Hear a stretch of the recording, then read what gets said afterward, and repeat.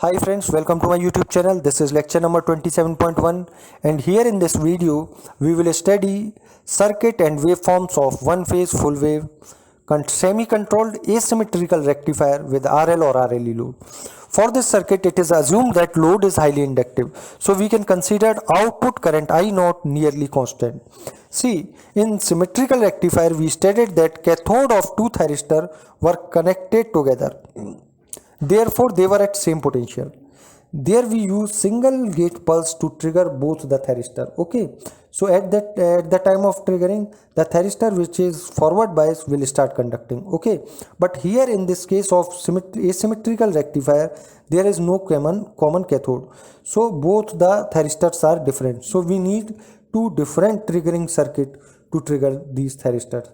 So basic difference between symmetrical and asymmetrical rectifier is that in case of symmetrical rectifier we need only one triggering circuit, while in case of asymmetrical rectifier two triggering circuits are needed. Now we will see the circuit operation of this rectifier in three angular modes. First we will see the circuit operation from alpha to pi, then from pi to pi plus alpha, and then from pi plus alpha to 2 pi. First see the rectifier circuit operation from alpha to pi. Before that, first see this rectifier circuit. It has two thyristors T1, T2 and two diodes D1 and D2. Now Vs is applied between point A and point V.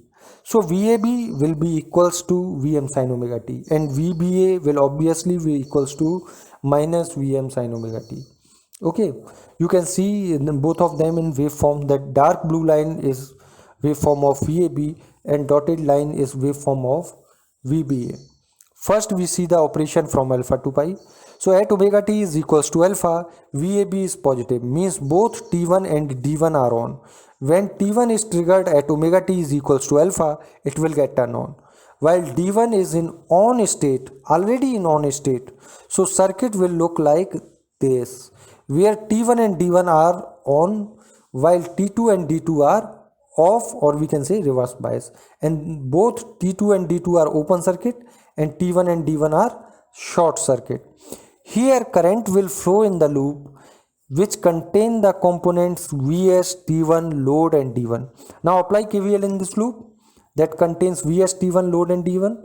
We get V0 is equals to Vs, that is equals to VAB, and that is equals to Vm sin omega t. As T1 and D1 are sorted, so we can write IT1 is equals to ID1 is equals to I0, and these short circuited T1 and D1 have voltage drop 0 across them, so we can write VT1 is equals to VD1 is equals to 0. Now T2 and D2 are open circuit, so there will be no current across them, so we can write IT2 is equals to ID2 and that is equals to 0. Now apply KVL in the loop containing Vs, T1 and D2. On applying KVL we get VD2 is equals to minus Vs is equals to VBA.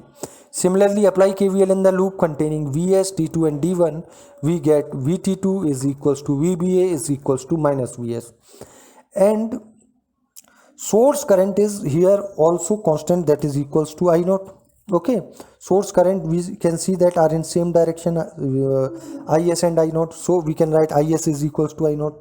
See the waveform here from alpha to pi, V0 is equals to VAB, I0 is equals to constant, Is is equals to I0, IT1 is equals to I0, and here VT1 is equals to 0. Okay. Now we will see the operation from pi to pi plus alpha. At omega t is equals to pi, polarity of source voltage or VAB reverses. So on reversing, D2 get forward bias and it will start conducting. Here D1 is reverse bias, okay, but it will continue to conduct. Okay, even D1 is in reverse bias, but still it will conduct. Why? It is because we have assumed the output current constant, which will keep this D1 conducting. Now circuit will look like this, and current will follow the path D1, D2 and V0. Okay, so current will start freewheeling in this loop that contains D1, D2 and V0. So we get ID1 is equals to ID2, that is equals to I0, and VD1 is equals to VD2 is equals to 0 because both D1 and D2 are conducting. Now IT1 and IT2 is equals to 0 because there is no current flowing in the remaining circuit. All current is flowing through diode D1 and D2 and the load. Okay, so here V0 is equals to 0. Why V0 is equals to 0? Because you can see that there is short circuit in parallel to the load. Okay, so also in loop Vs T1 and D2 and Vs T2 and D2. Okay, in both these loops if you apply KVL, then we get Vt1 is equals to Vs and Vt2 is equals to minus Vs. From pi to pi plus alpha, Is is equals to 0. Now come to the waveform. Here from pi to pi plus alpha, you can see V0 is equals to 0, I0 is already constant, Is is equals to 0, IT1 is also equals to 0, only Vt1 that is equals to VAB and that is equals to Vs is present. Okay, now we will see the circuit operation from pi plus alpha to 2 pi. At pi plus alpha, VAB or V is negative. Okay, means source voltage is negative. So T2 and D2 get forward bias. And when gate pulse is applied to T2, it will get turn on and act as short circuit. And we can see that diode D2 is already on because it is forward bias. But T2 and D2 are reverse bias and they will act as open circuit. So circuit will look like this. The output current will follow the path D2, V0, T2 and Vs. Apply KVL on this path.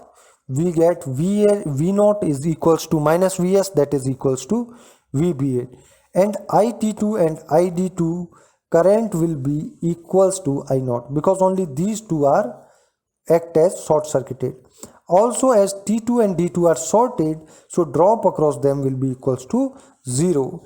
Here if we see, then we will find that Is is opposite to I0. Okay, here you can see that the direction of both Is and I0 is opposite. So we can write Is is equals to minus I0. Now T1 and D1 are open circuited, so no current will flow through them. We can write IT1 is equals to ID1, that is equals to 0. On applying KVL in the loop T1, D2 and Vs, we get Vt1 is equals to Vs. Similarly, on applying KVL in the loop T2, D1 and Vs, we get Vd2 is equals to minus Vs. Now see the waveforms from pi plus alpha to 2 pi. So we get V0 is equals to VBA, I0 is equals to constant, Is is equals to minus I0, IT1 is equals to 0 and Vt1 is equals to Vs. So these are all the waveforms and this is all about this rectifier. I hope you understand the concept, and if you want the notes of my lectures, then you can write in comment box. Thank you. Jai Shri Ram.